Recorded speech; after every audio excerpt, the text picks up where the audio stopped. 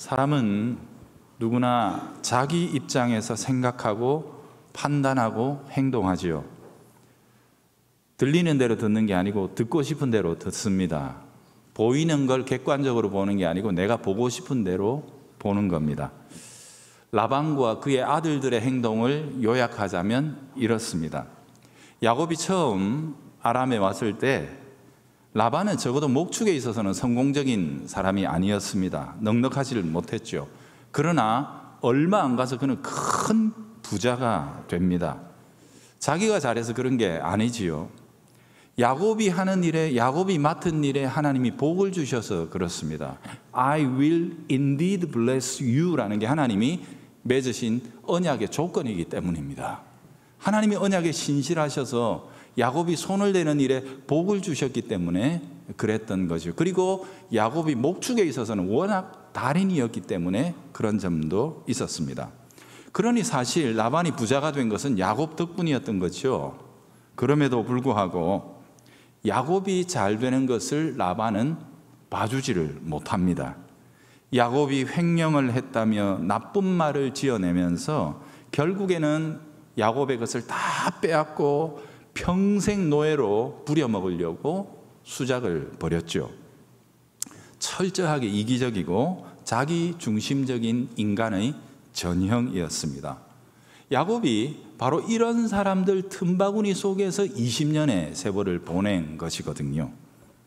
지난번에는 그 세월 동안에 하나님께서 어떻게 야곱에게 신실하게 행하셔서 복을 주셨는가, 이런 부분들을 조금 살펴보았습니다.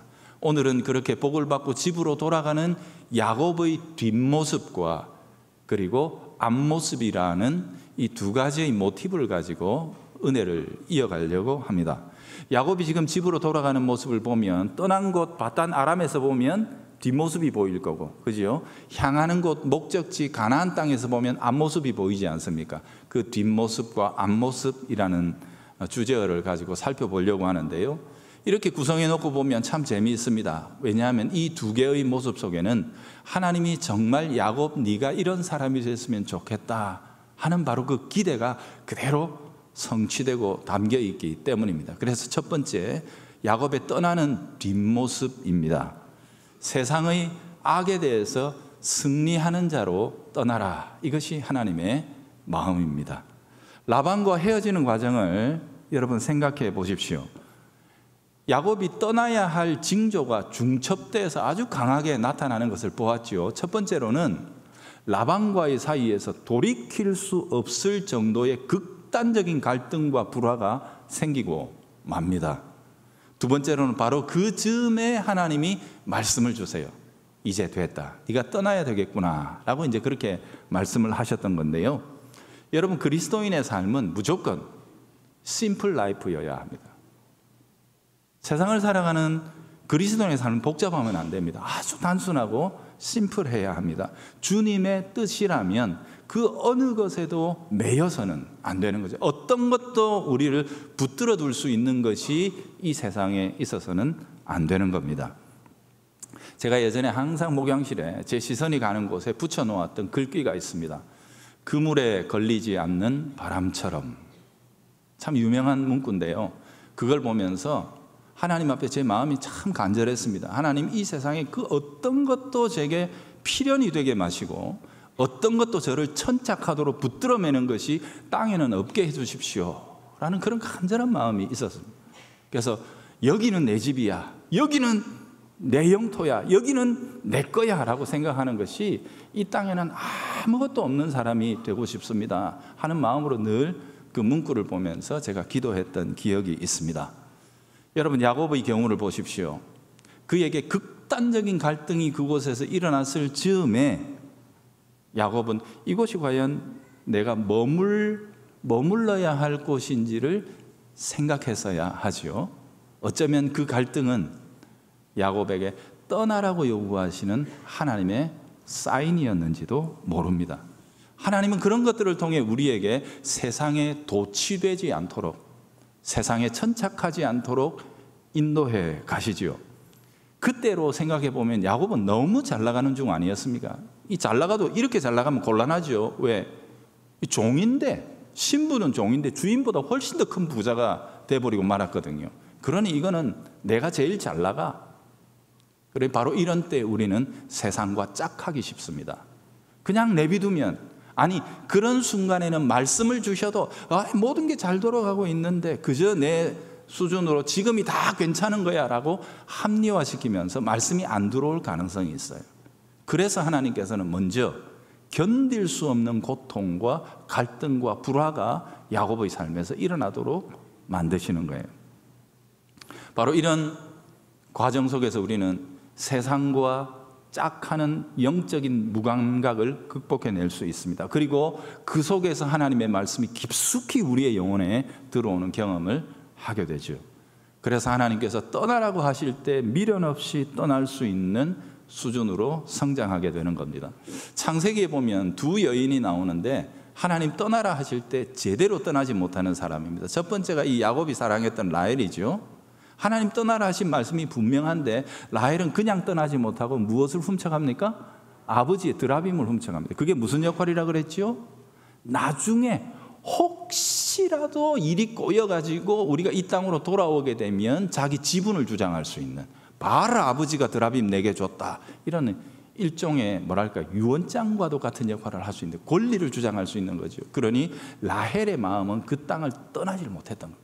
몸은 떠나도 영혼은 하나 딱 마음은 걸어놓고 떠나고 있는 것이 라헬의 그 모습이었어요. 두 번째 또 창세기에 보면 제대로 떠나지 못한 여인이 하나 더 나오죠. 누구죠? 롯의 아내. 하나님은 유황과 불로 소돔과 고모라를 완전히 태워 없애버리시는데 그 도시의 안락함과 그 도시에서 누렸던 세상 즐거움에 도취돼서 잊지 못해서 아쉬워서 뒤를 돌아보는 롯의 아내, 결국 소금 기둥이 되고 마는 모습을 볼 수 있습니다. 여러분, 우리들에게 일어나는 나쁜 일은 그저 나쁜 일만은 아니라는 사실을, 우리의 영혼을 일깨워서 우리들에게 하나님의 말씀이 들리도록 넓혀주는 선물일 수도 있다는 사실을 늘 생각하셔야 합니다. 나쁜 일 속에 들어있는 더 깊은 하나님의 은혜와 사랑을 분별할 수 있는 분별력을 우리가 가져야 할 것입니다. 자, 어쨌든 그렇게 해서 야곱은 지금 떠나고 있는 거거든요. 지금 떠나가고 있는 상황인데 얼마나 다급했든지 야곱은 야반 도주를 선택합니다. 죽기 살기로 내뺍니다. 여러분 생각해 보세요. 그럴 수밖에 없죠. 지금 애가 그 제일 큰 놈이 13살, 14살 되고 막내는 6살입니다. 종들이 많이 있다고 해도 종들은 제 목숨이 달랑달랑하면 다 버리고 도망갈 거 아닙니까? 그죠? 그러니 야곱이 믿을 수 있는 그 기반이 없죠. 그러니 죽자 사자 도망간 거예요. 그게 야곱의 걸음이었거든요. 그러면 이런 때 하나님의 은혜는 이 도망가는 걸음이 잘 도망가게, 라반에게 걸리지 않게, 라반이 쫓아와도 만나지 않게 해주시는 게 은혜인 것 같은데 하나님은 그러지 않습니다. 라반과 꼭 만나게 만들어 버리십니다. 왜 그러시는가? 그렇게 나가면 안 된다는 거예요. 하나님은 그런 뒷모습을 세상에 보여줘서는 안 된다고 우리에게 말씀하시는 거예요. 하나님은 야곱이 도망자로 퇴장하기를 원치 않으셨습니다. 하나님께서 친히 주시는 승리가 있는데 왜 패배자로 세상의 뒷모습을 보일 것이냐 이 말이에요.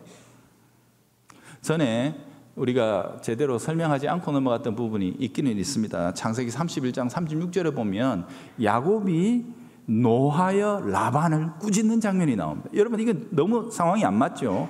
야반 도주한 사람이 도대체 무슨 일이 있었길래 죽자고 도망가던 사람이 도리어 노하여 자기 죽이러 온 사람에게 꾸짖고 책망을 한단 말입니까? 그 사이에 무슨 변화가 있었던 것입니다. 야곱이 확신을 가지고 하나님의 이름으로 라반을 꾸짖는 겁니다. 악을 이기게 하시는 하나님의 능력을 완전히 마음속에 견고하게 붙들고 그것을 기초로 해서 라반에게 책망하는 거예요. 삼촌 그런 식으로 사지 마세요. 나를 보세요. 내가 삼촌에게 20년 동안 계속해서 당하는 것 같고 쫓겨다니는 것 같고 지금도 도망자인 것처럼 있지만 내게는 이 세상이 알지 못하는 삼촌이 계산할 수 없는 하나님의 변수가 있습니다. 하나님이 그것으로 마침내 이처럼 이기게 하시는 것을 보십시오. 그러니 당신도 이제 세상의 악에 악으로 대응하며 인간의 잔머리로 잔기술로 이기려 하지 말고 내가 속한 이 은혜의 세계 속에서 함께 이기며 나가는 길을 갑시다. 어쩌면 이 책망과 꾸짖으면 야곱 자신의 삶을 기초로 한 간증이었는지도 모릅니다. 라반이 참 마음으로 야곱의 말을 받으면 이 말은 야곱의 생을 바꾸는 복음이 될 수 있는 말이었죠. 야곱은 그렇게 라반과 이별하고 밧단 아람의 뒷모습을 보이는 것입니다. 여러분, 그리스도인은 이 세상 가운데 있으나마나한 존재가 아닙니다. 그러면 안 됩니다. 그저 아무것도 아닌 존재가 되어서는 안 됩니다.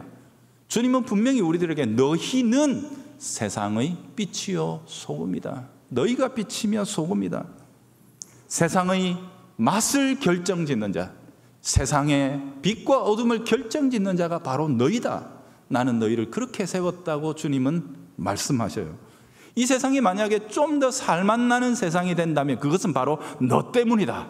너 때문이어야 한다. 이 세상이 만약 조금 더 밝은 세상으로 변화되어 가고 있다면 그것은 너희들 곧 교회 때문이어야 한다는 것이 하나님의 말씀이며 뜻이라는 사실을 기억해야 하죠.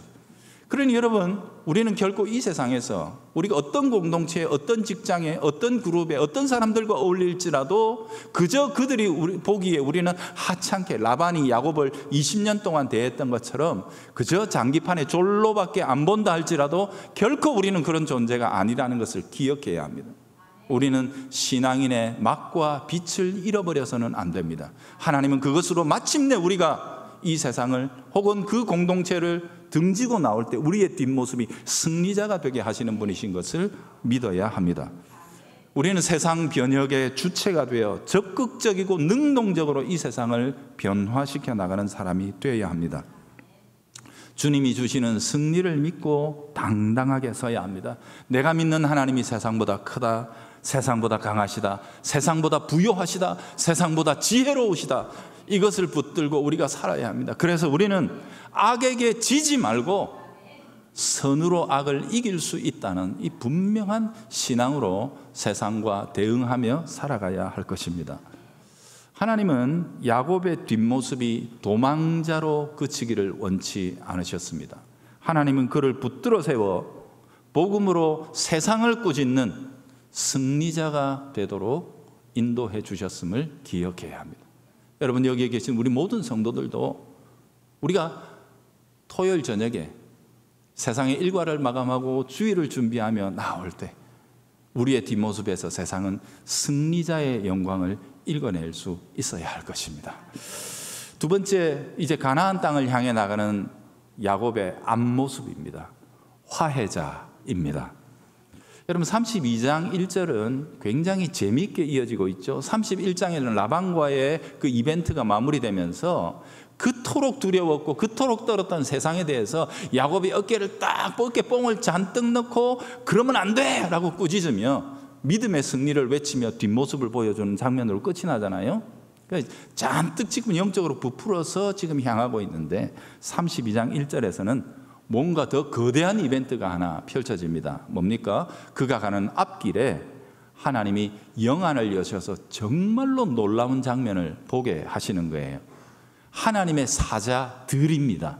하나님의 사자, 천사가 하나만 내려와도 여러분 이거는 정말 큰 사건인데 사자들이 나중에 보니까 군대예요.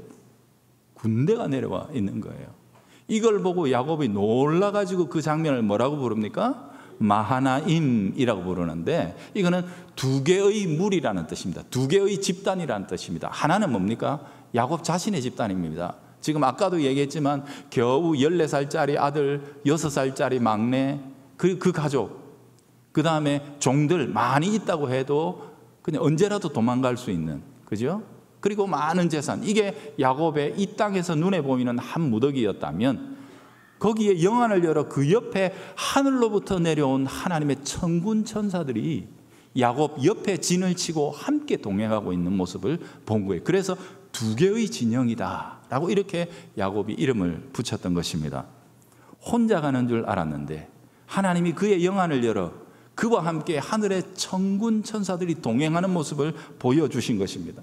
하나님이 다시 한번 야곱의 영혼을 강하게 격려하시고 새롭게 하시며 견고하게 세워나가십니다. 너를 위해 하늘의 군대가 소집되었다. 내가 지켜준다 그랬지? 그러니 이처럼 하늘에서 하나님이 군대를 소집해서 그를 호위하며 인도해 나가시는 장면을 야곱에게 보여준 겁니다. 여러분, 이것과 거의 유사한 장면이 여호수아 5장에도 보면 나오잖아요. 이스라엘 백성들이 광야 40년 길을 마치고 이제 드디어 가나안 땅 문명세계로 들어갔단 말이에요. 여리고성이라는 제일 강력한 성과 전쟁을 하는데, 전쟁을 해본 적이 있어야지. 그렇잖아요. 그러니 여호수아의 마음에 너무 큰 부담과 압박감이 있었습니다. 두려움이 있었습니다. 그래서 그는 광야로 나가 하나님 앞에 홀로 기도하며 여리고를 대면하기를 원했죠. 그런데 거기에 갔더니 먼저 하나님의 군대 장관이 내려와서 기다리고 있는 장면을 보게 됩니다. 우리가 전쟁하기도 전에 하나님이 하늘의 군대 대장을 보내서 먼저 칼을 뽑아들고 전쟁을 이끌고 계시는 장면을 보면서 여호와서는 크게 격려를 얻습니다. 여호수아는 이 전쟁은 우리에게 속한 것이 아니요 하나님께 속한 것임을 거기서 확신하고 담대하게 수행해 나가는 거죠. 약속의 땅 가나안이 결코 쉽지만은 않습니다. 약속이 있는 곳이지만 결코 편안하게 갈 수 있는 길은 아닙니다. 그러나 어떤 어려움과 고난이 온다 할지라도 그들과 함께 계시고 그들 앞서서 먼저 전쟁하시는 하나님의 놀라우신 도움이 있기에 두려워하지 않고 갈 수 있다는 사실을 여호수아는 깨닫게 되는 거죠. 마치 그것처럼 약속의 땅으로 돌아가는 야곱에게도 하나님은 천사를 통해 위대한 격려를 그의 영혼에 불러일으키신 것입니다. 하늘의 군대가 너와 함께 동행하고 있으니 두려워하지 마라. 어떤 형편에도 누구를 만나도 쫄지 마라.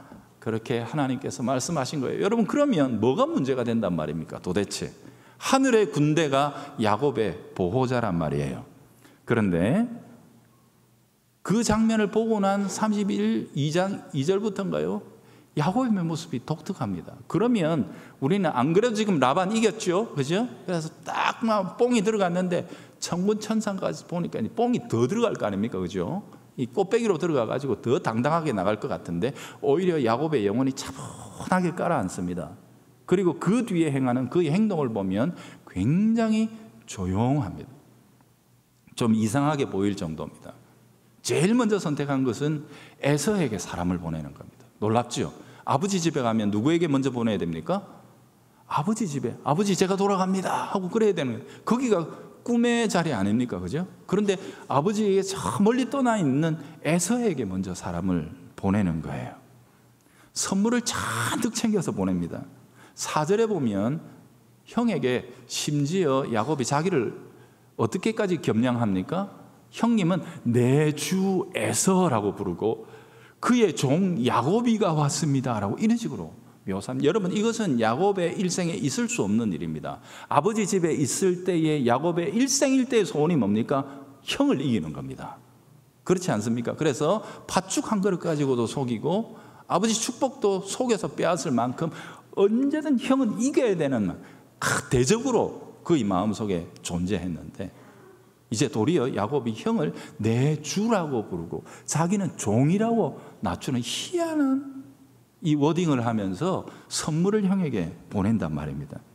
아니, 하나님께서 지금 하늘의 군대를 동원해서 자기를 보호해 준다고 했는데 이게 무슨 가오 빠지게 이게 무슨 짓이냐 이렇게 생각이 드십니까? 믿음이 없어 보이십니까? 그렇지 않습니다. 여러분, 이 장면은 야곱이라는 사람의 인생의 가치관이 근본적으로 변해버렸다는 사실을 우리들에게 보여줍니다.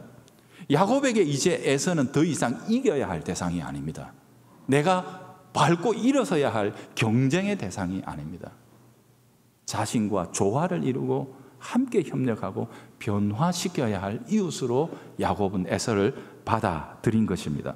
그래서 경쟁하기보다는 그와 화평을 이루기 위해 적극적으로 자기 자신이 낮아집니다. 옛날 야곱은 있을 수가 없습니다. 못 집니다. 야곱은 지고는 못 사는 성격이지요. 그런데 여기서 완전히 변화가 이루어진 겁니다.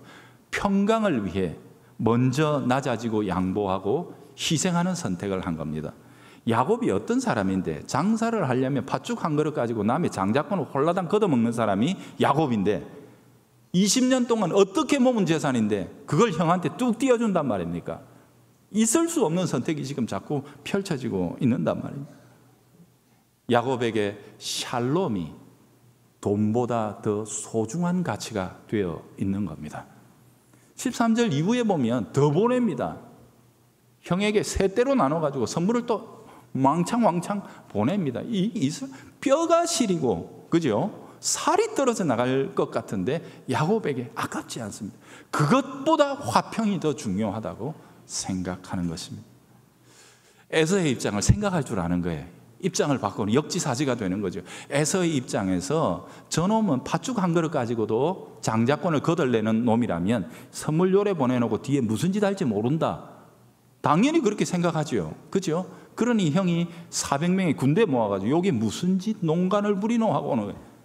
그 마음이 풀리도록, 그 노가 풀리도록 자신의 진심을 거듭 뒤에 세 차례나 더 보내면서 자신의 진심을 그저 받아주기를 원했던 겁니다. 옛날 같으면 이래 했을까요? 하나님 도와주이소, 아버지 좀 보내주이소, 이래가지고 가서 힘으로 제압하고 이기려고 했던 게 야곱 아니겠습니까? 야곱의 이 앞모습이 참으로 아름답습니다. 더 깊은 내용이 많이 숨어 있으니 여러분 개인적으로 묵상하면서 찾아보십시오. 오늘은 변화된 야곱의 인격, 이 부분을 제가 집중하는 겁니다. 야곱은 하나님 지금 내게 보여주신 이 위대하고 놀라운 천군, 하늘의 군대의 능력으로 형을 좀 제압해 주십시오. 에서가 꼼짝 못하도록 한 번 더 해주십시오. 삼촌에게 그랬던 것처럼 형도 붙들어 주세요 라고 이렇게 기도하지 않습니다. 형하고는 화평을 이루어야 하되 하나님 이것은 제 몫입니다. 제 몫입니다. 하나님의 기적이 필요한 게 아니고 저의 겸손이 필요한 것이고 제가 낮아짐이 필요한 것일 뿐입니다. 그러면서 자기의 것을 내어놓는 것입니다. 하나님의 약속을 붙들며 내가 가는 곳에 화평이 심기기를 기대하면서 다만 하나님 저의 이 평화의 제처가 형과의 사이에서 화평으로 열매 맺도록 도와주십시오라고 간절하게 기도하지요. 평강을 위해 지금껏 피땀 흘려 목숨 걸고 모았던 그 재물을 아낌없이 내어놓는 사람, 그렇게 야곱이 변해 있는 것입니다. 여러분은 어떠신가요? 하나님의 은혜를 경험하셨습니까? 은혜를 받았다면 그 증거가 뭡니까? 믿는다면, 믿고 있다면 그분이 지금도 내 속에서 끊임없이 하늘의 신령한 것들로 나를 변화시키고 계신다면 나는 과거와 다르게 생각하는 사람입니까? 이전의 나보다 좀 더 넓어지고 관용하고 희생하는 사람이 되어 있습니까? 화평을 위해서라면 기꺼이 내 살을 뼈를 꺾어서라도 내어줄 수 있는 십자가의 사람들이 되어가고 있습니까? 여기에 계신 어르신들은 잘 아는 어떤 한 분의 옛날 이야기를 들려드리겠습니다.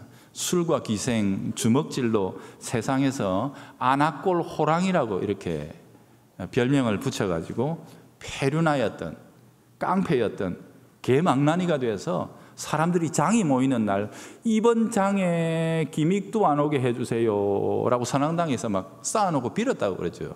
김익두라는 사람. 오늘 익두 안 만나게 해주세요.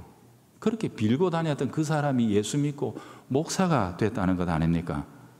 이분이 자신의 변화를 간증하며 부흥회를 가던 중에 너무 더워가지고 한 그늘 바위 곁에 앉아가지고 웃옷을 벗어놓고 가만히 있는데 저기서 술 취한 사람이 하나 비틀거리며 오더니 자기를 다짜고 붙여 막 두들겨 패더라는 거예요. 왜 나보다 먼저 와서 좋은 자리에 앉았냐고. 술이 취해서 정신이 막 두들겨 팼는데 실컷 맞았다는 거예요. 그 매를 다 맞고 나서 이 사람이 이제 지쳐서 못 때리니까 옆에 덜썩 주저앉아 있는데 이제 김익두 목사가 묻습니다. 형님 다 때리셨습니까? 근데 그 사람이 와, 좀 더 맞고 싶나? 그러면 아니요, 그게 아니고요. 예수는 내가 믿었는데 덕은 형님이 봤습니다. 이제 이게 그 유명한 말입니다. 내가 예수 믿는 바람에 네가 오늘 살았다 이거예요. 그 사람이 무슨 말인지를 몰라 어리둥절하고 있을 때 내가 김익두요 그랬더니 그 사람이 술이 확 깨가지고 막 엎드려서 사색이 되어서 싹싹 빌면서 살려달라고. 거기서 또 전도했다는 거죠. 살려줄 테니까 예수 믿으라고. 그렇게 전도했다는 재미있는 일화가 있어요, 여러분. 야곱이 집으로 돌아가는 길을 보고 계십니다. 길은 그냥 길이 아닙니다. 길 위에 있는 자는, 길을 걷고 있는 자는 떠난 곳을 향해 자기의 뒷모습을 보이는 자요, 가는 곳을 향해 자신의 앞모습을 드러내는 자입니다. 우리는 어떤 목적으로, 어떤 모습으로 떠날 것이며 어떤 삶을 향해 나아갈 것인가?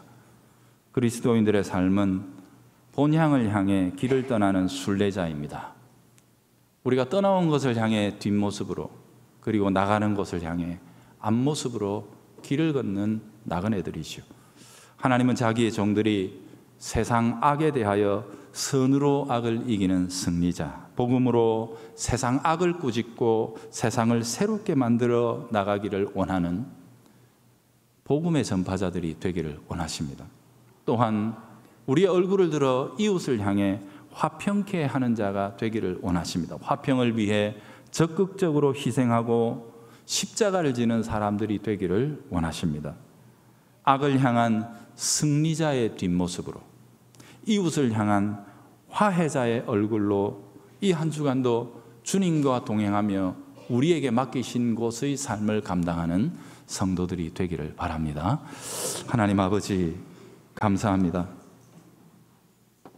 야곱의 뒷모습과 앞모습처럼 이 한 주간 우리들의 삶의 걸음이 세상 가운데, 이웃 가운데 그렇게 나타나도록 도와주옵소서. 예수님 이름으로 기도합니다. 아멘.